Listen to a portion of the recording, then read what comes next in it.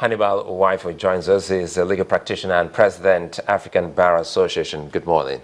Good morning. You've been seeing a whole lot, and everyone has been quoting this document, the Electoral Act, trying to explain so many things happening in the Kogi and Bayelsa elections. Is there a way sometimes when people ask, especially for the layman, to break some of these things down in clear English to the understanding vis-a-vis the Electoral Act and the Constitution for Kogi State? I want us to start from Kogi State, looking at the big news.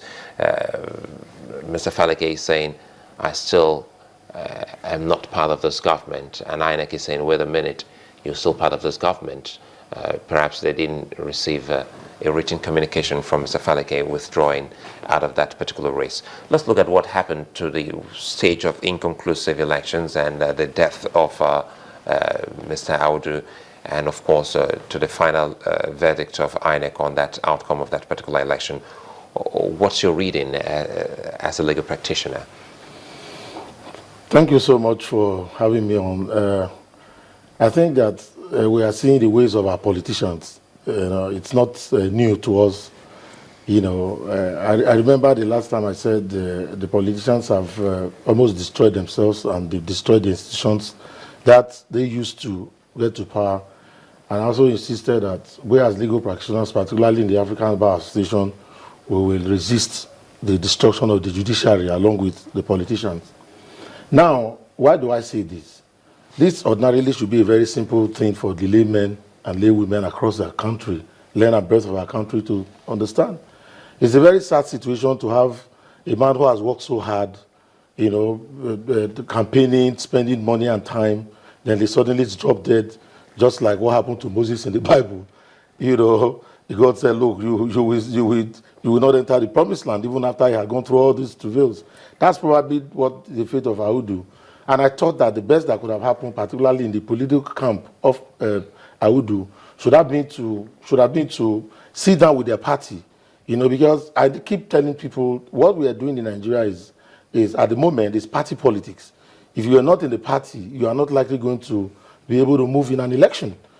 So I would have expected the Faleke political family to have sat down with the APC leadership and be able to resolve these issues.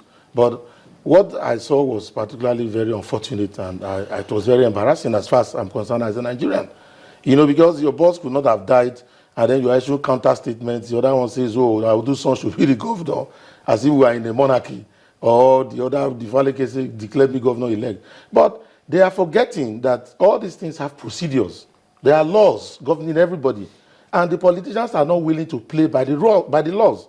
They are not willing to play by the rules. And that's why there's confusion all over the land. If INEC has said this poll is inconclusive, we are going to fix a date for another poll. Suddenly a candidate dies. INEC also has power. According to INEC now, or by law, it has power to decide on the next step.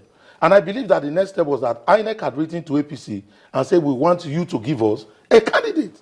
It's as simple as that. So at the moment, INEC is on the driver's seat. And it's writing to APC. APC could not on its own have said, look, sorry, we won't give you another candidate.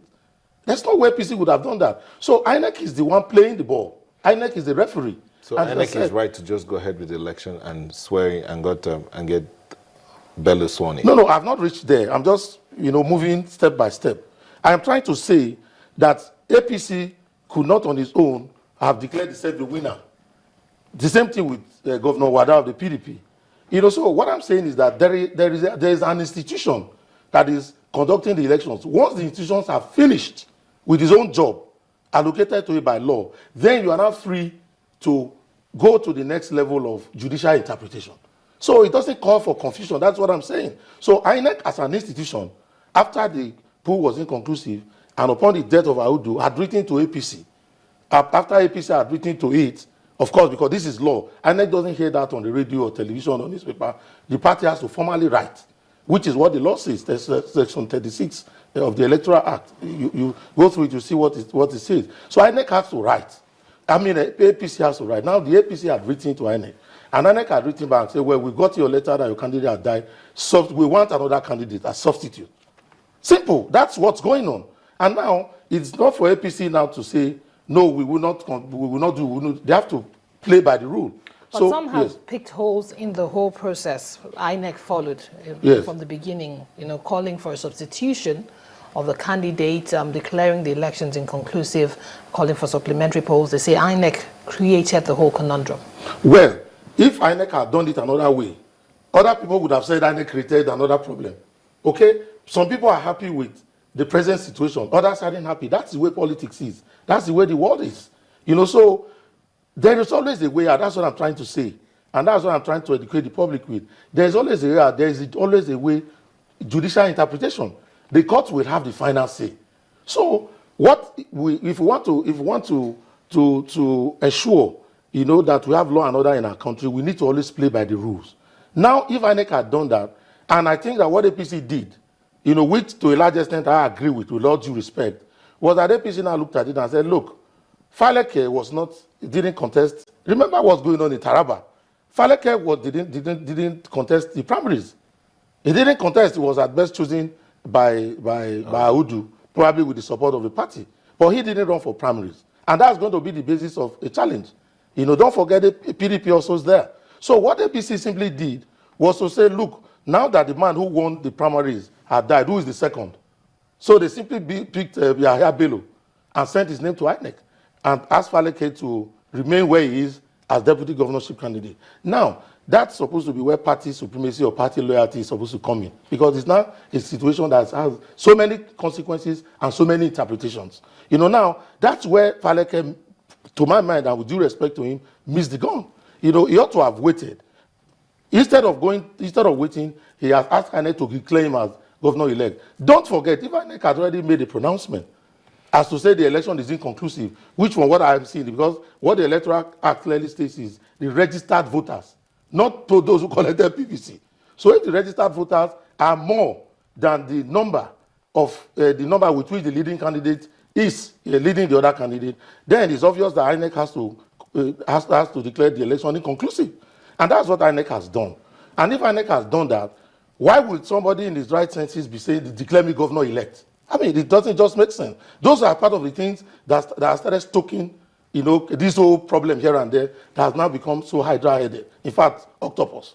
So what I'm saying in effect is that the APC now decided to substitute, now decided to send the second person who came second, the person who came second in the primaries they conducted for that governorship election, and send the name to INEC.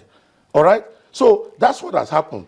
Now Bello has said, I'm not interested, I'm not involved, I'm not doing that. But he's not asking himself. The time for withdrawal. Yes, Faleke, sorry. The time for withdrawal of your candidature, don't you read your laws, including those who are writing on his behalf or talking on his behalf? The time for withdrawing for an election has already passed. That is one. Number two, if you read the Electoral Act very well, it is the party. You understand what I'm saying? That the candidate is to inform his party that he is no longer interested. And it is his party that will formally convey that message to INEC.